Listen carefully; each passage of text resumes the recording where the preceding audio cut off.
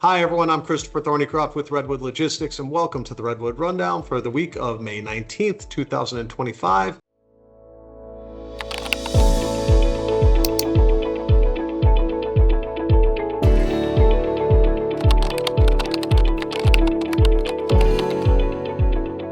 You didn't hear from me last week.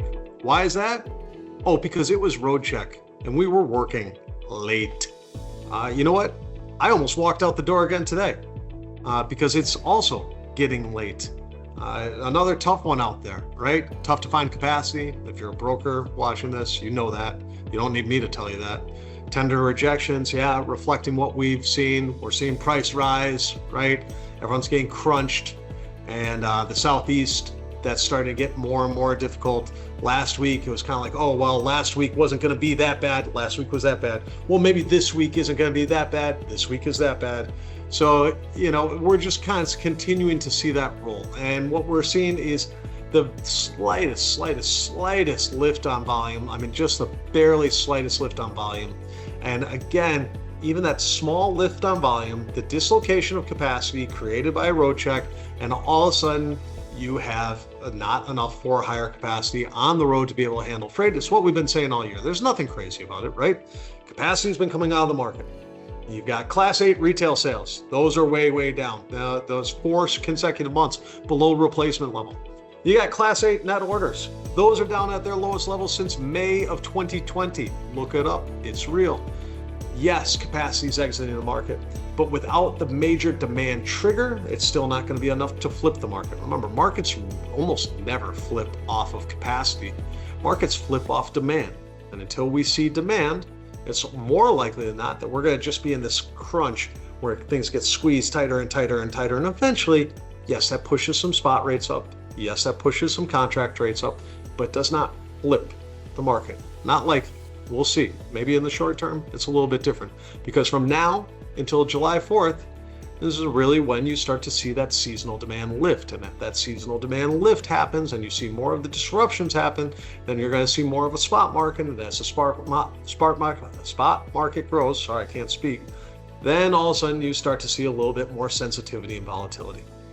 So what do we have coming on up? Well, again, we would expect to see Texas and the Mid-South get extremely tight over the next 2 weeks with the Memorial Day holiday coming and then the dislocation afterwards.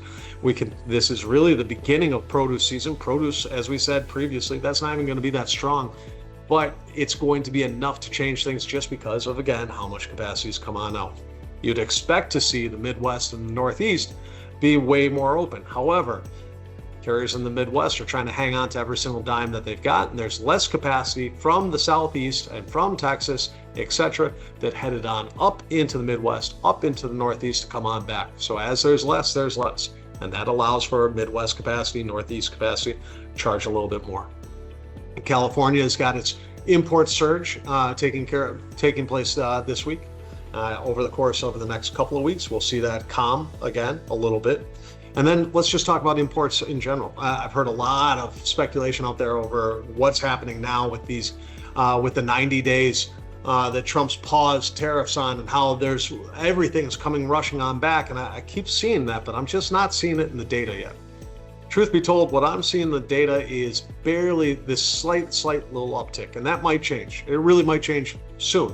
But there has not been the immediate whiplash as far as ocean bookings that we've seen so far that would lead to those ocean TEUs picking on up. So until we see that, what we would see is, hey, you've got a little bit of demand flattening that would take place. You've got a little bit of the import demand flattening that would take place in June. Presumably that will pick back up after July.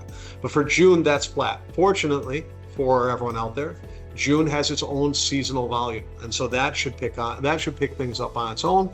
So you don't get the big push, but you get maybe a little puff that's going to come on through. Again, even a little puff will change the market. We don't expect this market to get better this week. I think the carriers are going to take their drivers, and they're going to come on home. That's what they do. Then we think next week you've got your Monday that is a Tuesday. That's going to be difficult. Your Tuesday that's a Wednesday, that's going to be difficult. Maybe things start balancing around Friday, but by then you got a lot of pain that's been absorbed all over again, third week in a row. We'll see what happened to those tender rejection rates.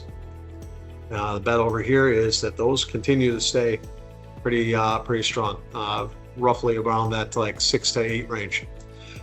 That's all we got for this week. Yeah. Oh, sorry, two things. Do you want to talk Caleb? We can talk Caleb real quick. Caleb, the whole thing about, he didn't want to come to the Bears, non-story. Caleb didn't want to come to the Bears. They looked at the Bears, said, I can be with the Bears. Game on. Let's go, Caleb. Speaking at Whitney Young. Love you, Caleb. Second off, French Open picks. Come on, let's get them on in. We placed our bets last week. Before the Sinner Alcaraz bet, we placed our bet on Carlos Alcaraz. We placed our bet on Sabalenka. We sprinkled in a little Jack Draper, just a little Jack Draper over there. And then we sprinkled in a little Coco. My daughter roots for Coco. We got to have some money on Coco. So that's our bet, though. Carlos Alcaraz, not really a shock there. King of Clay, and Sabalenka. That's all. We'll talk to you next week. Take care, everyone.